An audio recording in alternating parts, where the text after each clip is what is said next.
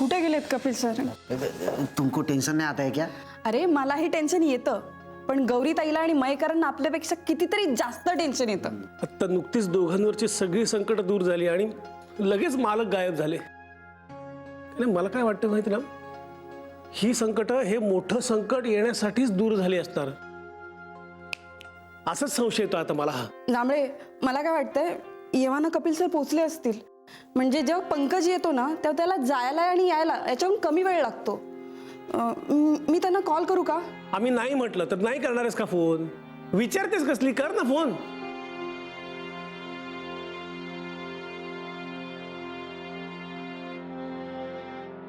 नाही लागत आहे.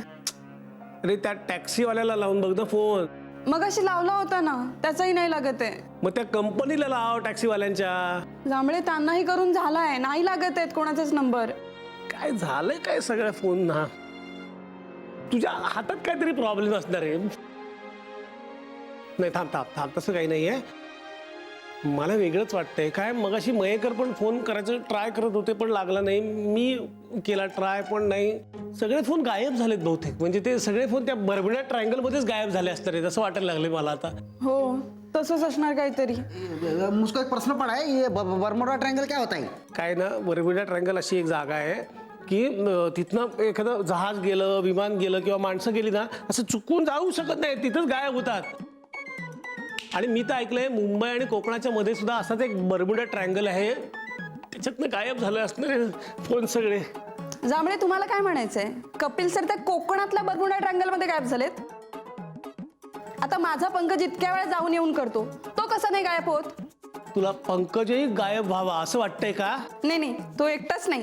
गायब झाले तर आम्ही दोघं एकत्र होऊ, म्हणजे आमच्या लग्नात काहीच अडचणी येणार नाही. अरे ये तो बहुत अच्छा आइडिया है. अगर कोकण में बर्मुडा ट्रायंगल नहीं मिला ना, तो फिर हमारे गांव जाने का, काठमांडू. उधर भी ऐसा बर्मुडा ट्रायंगल है. उधर है ना, ऐसा कोबड़ी जाएगा ना तो वो भी गायब होता है, बकरी जाएगा वो भी गायब होता है. इतना ही नहीं, आदमी लोग भी गायब होता है. हाँ, तुम लोग उधर जाएगा ना तो तुम लोग भी गायब हो जाएगा और तुम्हारे शादी में कोई अड़थड़ा भी नहीं आएगा. नको नको नको. तिकडनं गायब झालेली माणसं इकडे सोनसरीमध्ये येतात, या बहादूर सारखी. साजी, कुछ भी बोलताय तुम.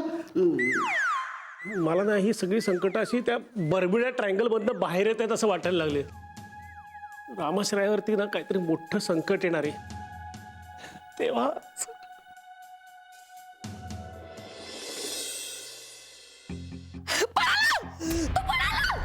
अगं इंदू, ए इंदू थांब. अगं खोट पळाला. तो पळाला, बॅग घेऊन पळाला. अगं इंदू, जागी हो. स्वप्न पाहिलंस तू? चल आपण शांतपणे बघूया. चल. हॅलो काका. गौरी, कशी आहेस? ठीक आहे. अगं हा अतरंग काय म्हणतोय? कुठे गेलाय कपिल? आम्ही तोच विचार करतोय. त्याने मला सांगितलं की त्याला कोणाचा तरी फोन आला होता की आजी पडल्या म्हणून, आणि त्यानं हॉस्पिटलमध्ये ऍडमिट केलंय. आणि त्यानंतर तो इथून लगेचच निघाला. काय? आई पडल्या? आणि कुठल्या हॉस्पिटलमध्ये आहेत त्या? अरे, आणि मला कळवलं का नाही तुम्ही लोकांनी? मी गेलो असतो ना त्याच्याबरोबर.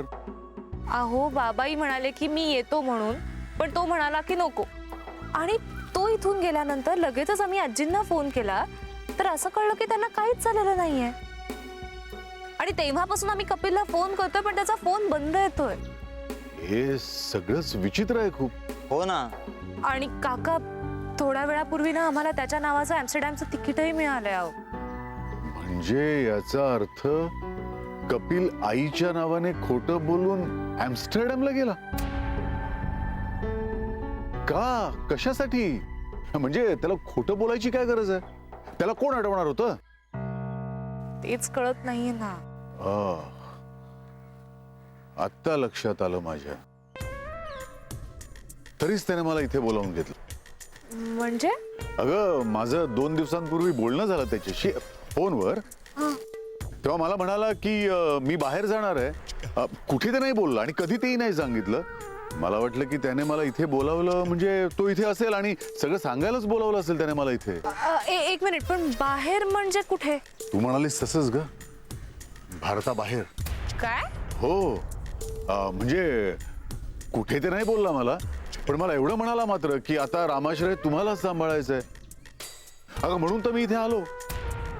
रामाश्रयाची जबाबदारी तुमच्यावर सोपवली आहे. मालक असं काही बोलले नाहीत पण कधी. अरे गडबडीत राहून गेलं असेल ना. पण निदान यावेळी तरी त्याने इतका मोठा डिसिजन घेण्याआधी कोणाला तरी सांगायला हवं होतं. म्हणजे मालक खरंच त्या ॲम्स्टरडॅमला गेले की काय? हो बहुतेक गेला असेल, कारण मला तू म्हणाला होता की त्याला भारतात राहायचा कंटाळा आलाय. पण कपिल कधीच असं काही म्हणाला नाही मला.